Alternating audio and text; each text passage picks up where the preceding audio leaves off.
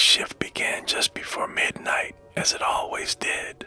The swipe of my badge brought a green flash, ushering me into the quiet, dimly lit lobby where the hum of the vending machines drowned out the weak fluorescent lights. I placed my thermos down, woke the console, and settled into another uneventful night shift at a facility that seemed perpetually deserted. Officially, I'm a security guard at a research complex on the fringes of the industrial zone. The kind of research? I haven't a clue. Night staff aren't privy to those secrets. My duty is routine, hourly patrols, checking locks, monitoring cameras, and reporting intruders. Intruders never appear. I'm convinced the entire operation is a fawade. Though labs and conference rooms exist, I rarely see more than 4 people during the day, and half the offices remain dark. Most of the server racks hum just to keep themselves busy. Occasionally, I'll spot a crate in the loading bay marked hazard, but it's always gone by the time I clock in.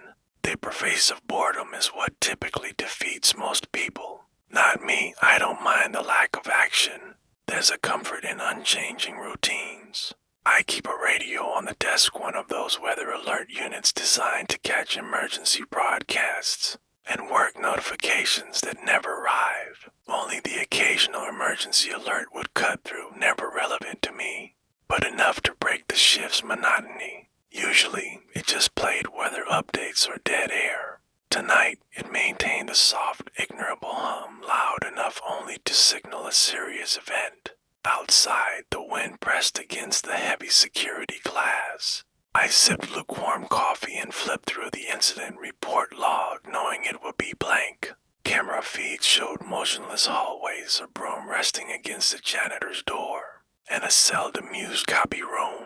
The red light above the exit sign blinked steadily. I leaned back, letting the chair creak beneath me, and prepared for another stretch of watching nothing occur. I am adept at being overlooked. I don't ask questions. I don't interfere. I perform my duties, file my forms, and keep my head low.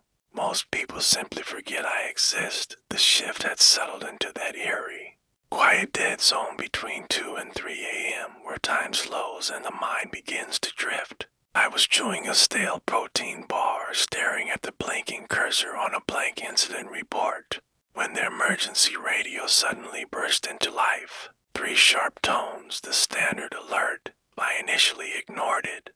The emergency alert system runs predictable tests multiple times a week.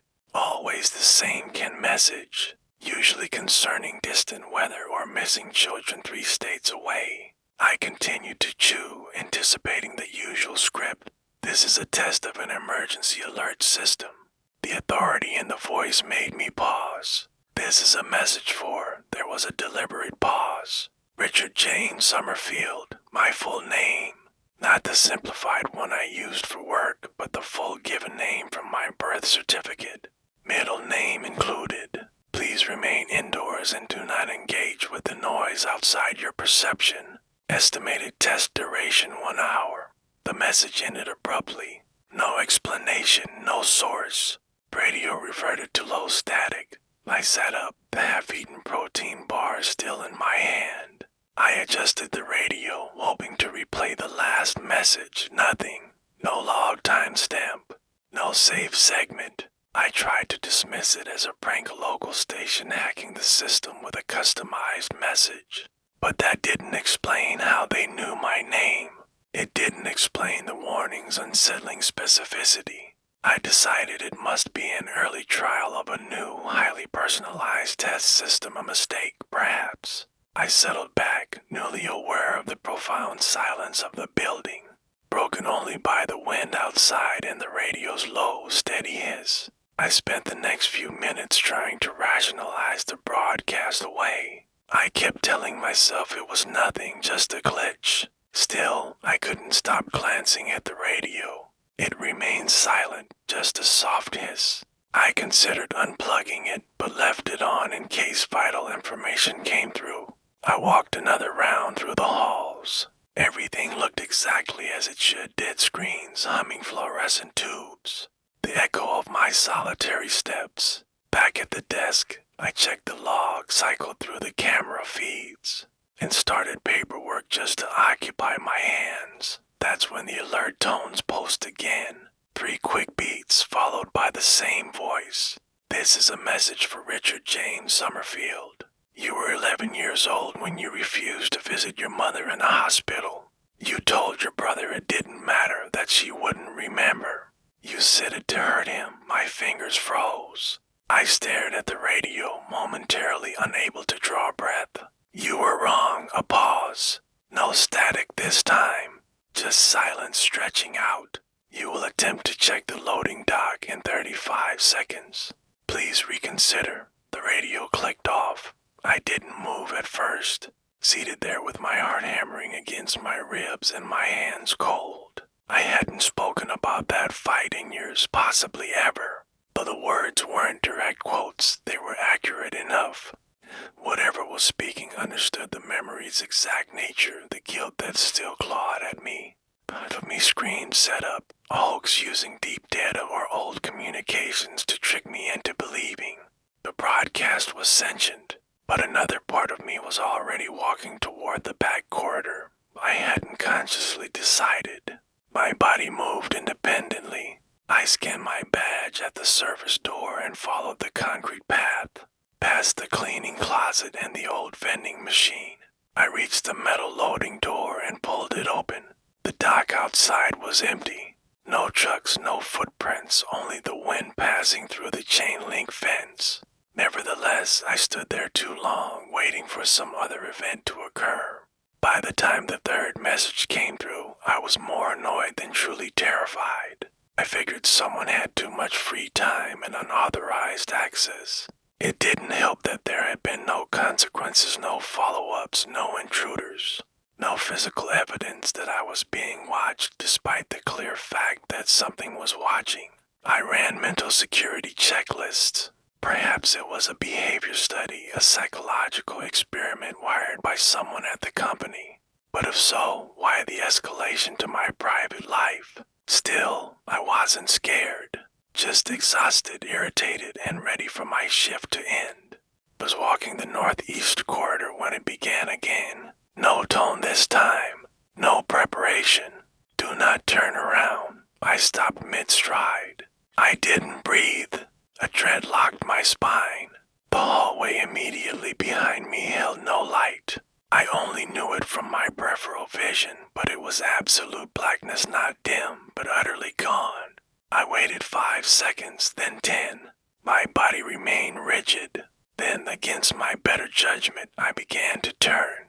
Slowly, just a quick look over the shoulder dot, it was enough. The far wall to my left began to ripple. My vision warped at the edges, colors blurring, angles stretching impossibly. Beneath it all, a rising tide of sound began, glass shattering. Nails dragging on tile, teeth clacking too fast to be human. Ragged breathing from too many sources. And silent screams, the kind of noise that makes your insides want to retreat from your skin. I stopped. I didn't complete the turn. I didn't look into the dark. I stood there, half pivoted, jaw clenched, and then faced forward again. It stopped instantly. The lights normalized. The sounds vanished. My vision cleared. But when I looked ahead, the corridor had been altered. A rolling storage cabinet now blocked my path. A steel door stood where there had been only wall. Emergency lights outlined a new branch to the left that hadn't existed 10 minutes prior. I didn't try to force the old path open. Instead, I stared, realizing a critical detail. Whatever this was, it didn't want me to go back. It had rules, even if they were incomprehensible to me. My initial goal was simply to find the main entrance and exit any fire door. A place that hadn't been reality bent behind my back. The building was no longer familiar. Corridors I'd walked 100 times were now too short or impossibly long. Some terminated in blank walls, leading me into doors that opened to nowhere I recognized. Others turned corners that shouldn't exist. I passed a mechanical room that belonged on the 3rd floor, yet I was on the 1st. The elevator was dead. Cameras were frozen and the wall maps had been scrubbed white. Still, I pressed on. My only strategy was memory, using distorted landmarks to anchor myself and attempt to plot an exit. But often, I was simply navigating randomly based on the choices presented. This carried a severe risk. If I chose a dead end, I couldn't just turn around.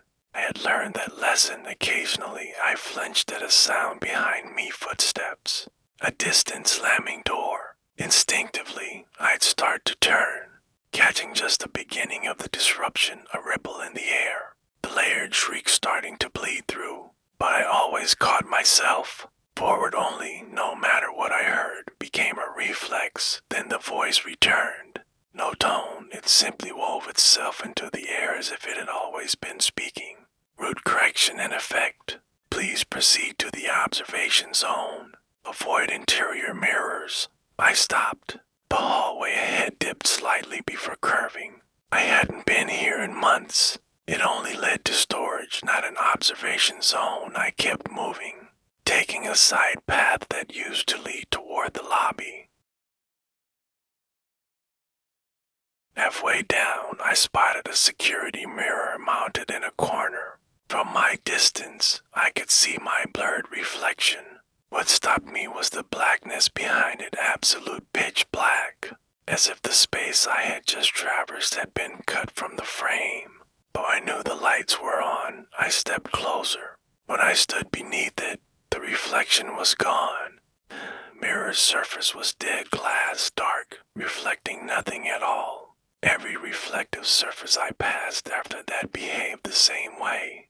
I stopped checking them down at this point. I wasn't merely avoiding the system's path. I was actively working around it, determined to stay ahead of whatever route it was constructing for me. I didn't trust any of this, but if I wandered into a cul-de-sac and the walls behind me erased my retreat, I'd be stuck. Or worse, forced to turn around. I was certain something was waiting for that moment. I was moving fast now, nearly a run. My heart maintained a low, steady beat just above normal. My eyes stayed forward, scanning for changes, watching the walls for new seams. My flashlight flickered once, then recovered. I tapped my badge power gauge, still full. That's when the broadcast cut in again, without preamble. Voice spoke as if it had been listening the whole time, which I now suspected was true. You were checking the battery level. My chest tightened. It knew, then it added one more line. Avoid the next intersection. You won't listen. We are sorry. I stood in the center of the long, low corridor, buzzing fluorescent lights overhead echoing my pulse. The radio went quiet, leaving only the soft hum of the old tubes. The prediction echoed as I moved again, slower now. Eyes narrowed as the hall opened into a crossroads. There, I heard it. Not loud, but audible. Sobbing faint, choked, wet, like someone desperately trying to stay silent. Beneath it, ragged, wet breathing followed by a single mechanical click. I stopped at the threshold, one foot still in my hallway.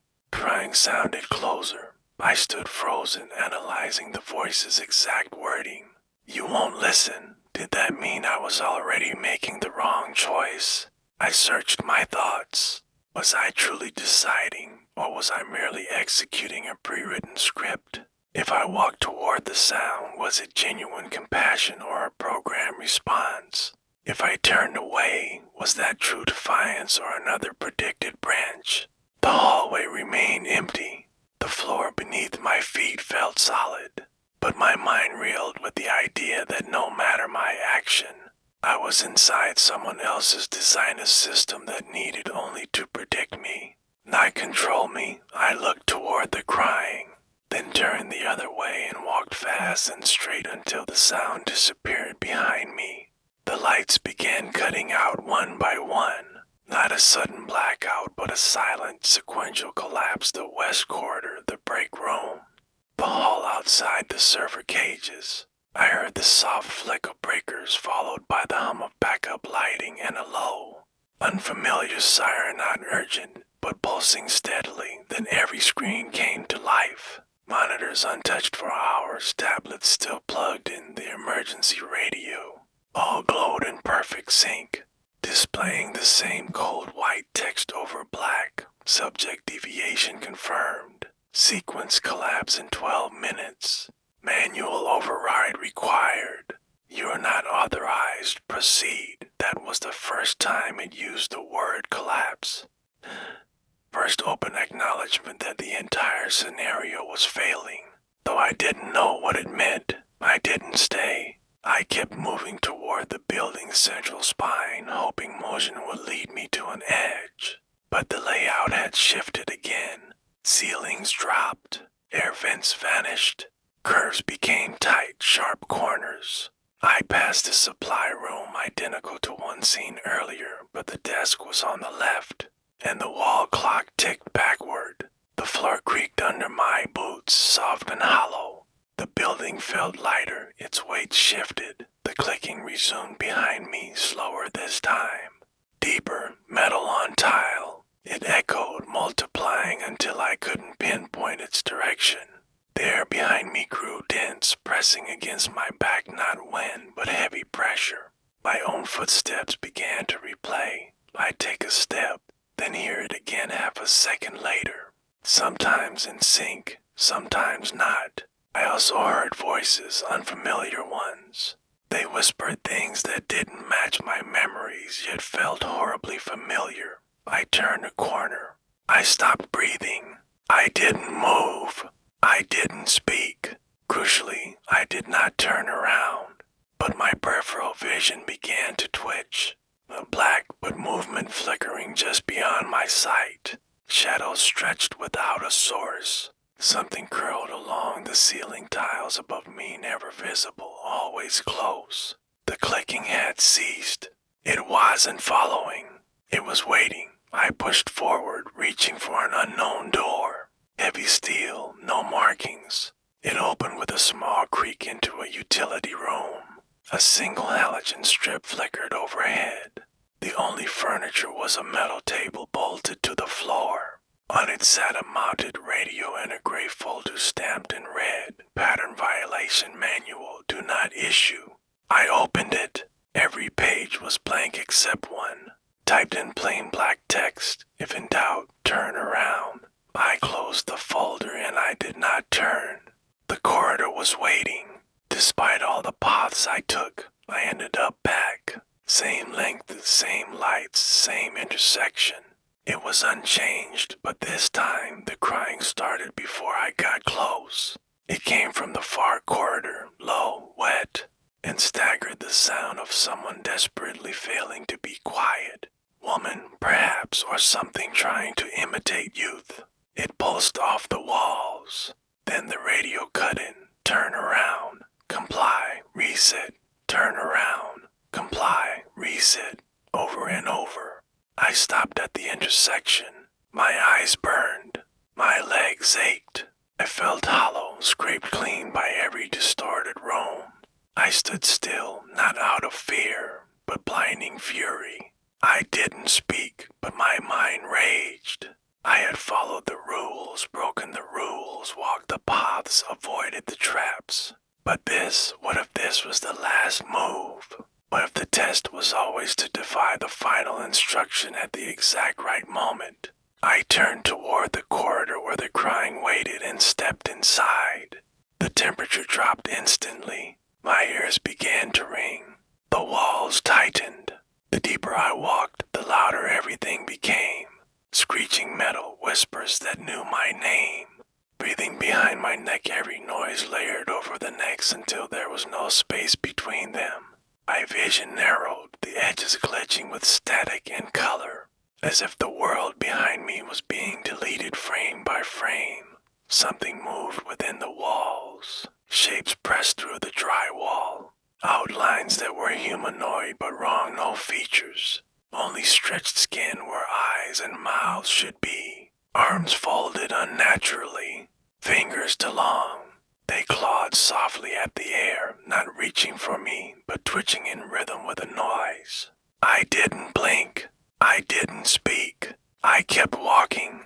My heart felt impossibly huge. Every breath rattled. The floor beneath my feet dipped, as if the hallway were being pulled downward. Then everything stopped. One step, just one, crossed an invisible boundary and the world snapped silent. I stood in the main lobby. Fluorescent lights buzzed calmly. The front windows were whole. I saw the faint orange light of dawn breaking through the glass. Then a door behind the front desk burst open. Dozens of people in black tactical gear poured in, rifles drawn, sweeping the room. Behind them came medics, scientists, and technicians with rolling carts. They moved with urgency, but without panic. They were professionals trained for this scene. I turned slowly, grappling with the simple ability to look behind myself again. Where I had just emerged stood static. It wasn't a wall, but the edge of a shimmering dome, air trembling with digital interference.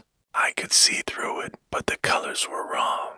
Shapes moved inside, soft, slow, mirroring the corridor I had just traversed, a hand firm, gloved, and real, closed around my arm. I turned. A soldier, face hidden behind a matte black visor, was already steering me away from the dome. "What is this?"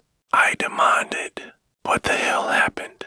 Who are you people?" The soldier offered no response. He pulled me across the lobby, past unpacked gear, medics shouting into headsets, and strange equipment. I saw heat sensors, portable servers, and hissing tanks with broken red seals. Urgency pervaded everything, but nothing was explained.